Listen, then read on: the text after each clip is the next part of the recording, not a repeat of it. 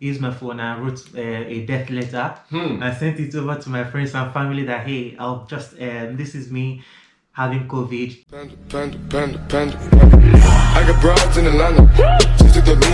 Yo guys, welcome back to the channel. If you are new to the channel, do well to like this video and don't forget to subscribe. So I'm with COVID.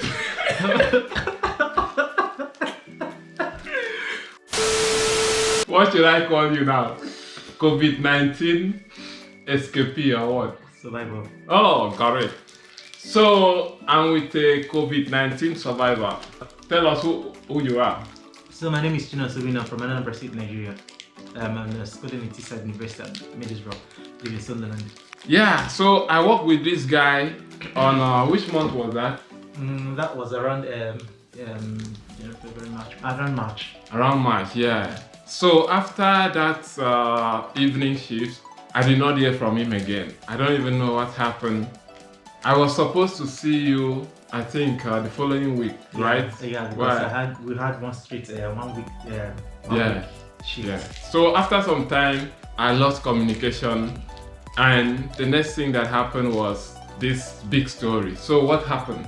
What were the symptoms after that shift? I got home and I was so a lot of things were happening to me. A lot of strange sickness that I've never felt before. I was like, come on, I haven't felt this kind of way before, man.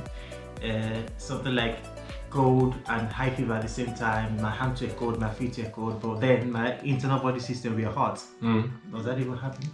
So I was like, come on, I haven't seen this kind of sickness before. I had body pains, my eyes were aching so bad, my neck were aching so bad, and I was just coughing, but not that much, so I just disregarded.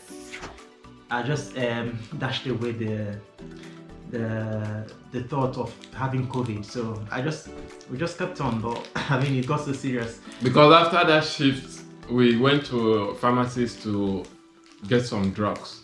I can remember I even bought some pain relief. Yeah. So the drugs you bought, how was it helpful? It just helped me, but just for, let's say, just for the day, for the night, if I may say, just a couple of hours, and then everything came back again. You know, if it stopped entirely, which means I can say that drug was the cure for COVID, but it didn't stop. It came back the next day. So the next day when I came home, I thought, you know, the medicine acted so fast. It relieved the pains and everything, so I thought I was fine. So my head aches so badly, as if my head was a blacksmith factory. The aches were so bad, the fever was so bad, and I couldn't concentrate on anything again. You know, I can't even see clearly. I just kept on coughing and coughing and coughing. I never stopped coughing, and it distracted me from doing many things. From even to breathe is a problem to me, because I just kept on coughing from my lungs, as though my whole body system is just going to have to come out. Yeah, so that was exactly the way I felt. I lost my sense of taste and smell. The sweetest food on this earth tasted like water. I mean, everything was just so tasteless, and everything was just so odorless. I couldn't perceive any odor at all. Like zero perception of odor, I'm telling you. I kept on bearing it until I just decided to be a man. I had to quit because I couldn't concentrate. My sister was there at the other side of the door.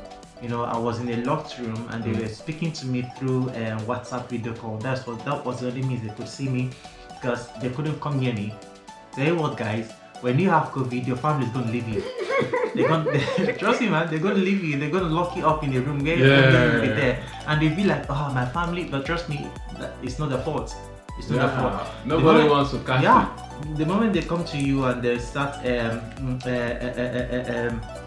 asking you, how do you do, how is it, they will get it as well, and the whole family might just be wiped out. So when they called the NHS ambulance team, and the pastor prayer were going around in the loudspeaker, and I mean, I was just there dying. So I knew that, hey, this is my last, because I was already on my knees and falling to the ground. I couldn't do anything again. I couldn't do anything, so I had to use my phone. I wrote a death letter. I sent it over to my friends and family that, hey, I'll just this is me having COVID, just in case you still believing that COVID is not real. You have to use me as experience. Maybe in the next couple of hours, maybe 1 or 2 hours, I'll be dead. So stay away from COVID. Do what you have to do to stay away from COVID, and then bye, guys. And I sent it across, and I gave up. The only thing I could do as at that time was just to hear. I couldn't move about. I just couldn't do technically anything. So when they took you to the hospital, what really happened? When I was just about to give up, when I was at home, let's just say a few minutes later, the ambulance team came in. They just broke it. Oh my god! I give thumbs up to the UK NHS, yeah. For real, like they're just the best. They're the best. I give it to them. Yeah. The way they came into my house like James Bond. I mean, like the door was locked, but I can't even imagine how they walked in. And then they were like tapping me. Hey, what's your name? Where do you come from? Like they were just touching me randomly, maybe just to revive me from dying, I don't know. And they put in this stuff in my body, connected to solar and all, and they reported my temperature about 42 degrees. Guy, that was very hot. Very, very hot. 42. 42 degrees. So That's a dead man. they took me away. I wasn't even minding what I was putting on. Trust me, I was only putting on boxers and pants. Boxers and singlets. Like the kind of boxers this When they carried you. So they put me in the wheelchair all the way from upstairs, and there were two ladies, so not even the girl was among them. They tried so much. You know that moment where you're sick or you're dead, all your whole weight to be on yourself, all the way from upstairs to downstairs, and just left me in the open. And that was during winter, right? So it was very cold, and then I was just there putting on only boxers and the singlet.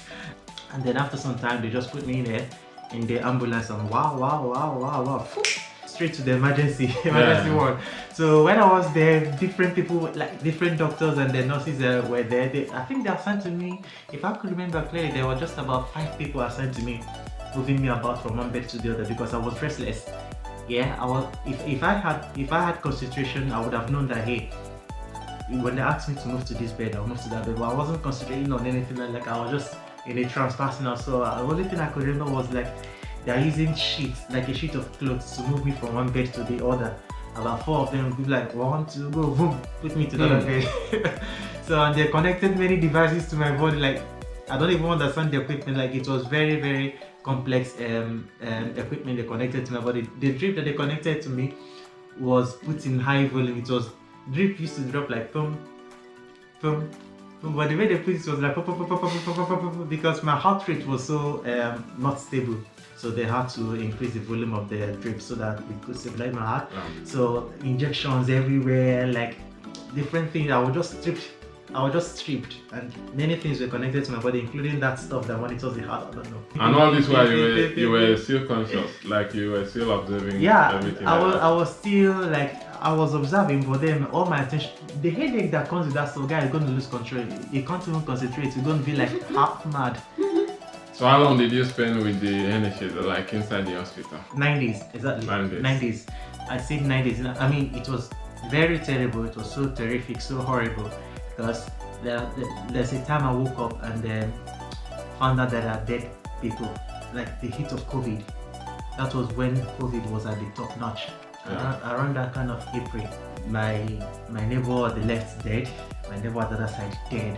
I was like, okay, I'm gonna die. No, I'm gonna die. After everything, did you go back to confirm that you are negative? So after some time, they invited me to the Royal Victoria Infirmary at Newcastle. I went there. They took my blood sample and did what they have to do with it. So after a couple of days, they called me back and told me that my blood is okay now. So where do you think that you contacted this sickness from? Do you have any idea or something? Yeah, if I can tell, I'm a social worker here. So sorry, I know for sure that it must be that one of the care homes I worked, one of the residents there that was having this confirmed case of COVID. I came in contact with her. So yeah, I know that is the place I got the COVID from. Alright. Your last word for people that are still taking this COVID-19 lightly. What do you have to say? Okay, so I'll just have to say COVID is real. Forget about the conspiracy theory here about it. Come on, guys, that is it. COVID is real. Wash your hand, keep 2 meters apart, sanitize. Yeah, do well to like the video. Don't forget to hit the red subscribe button, and I will see you guys in the next one. Peace out.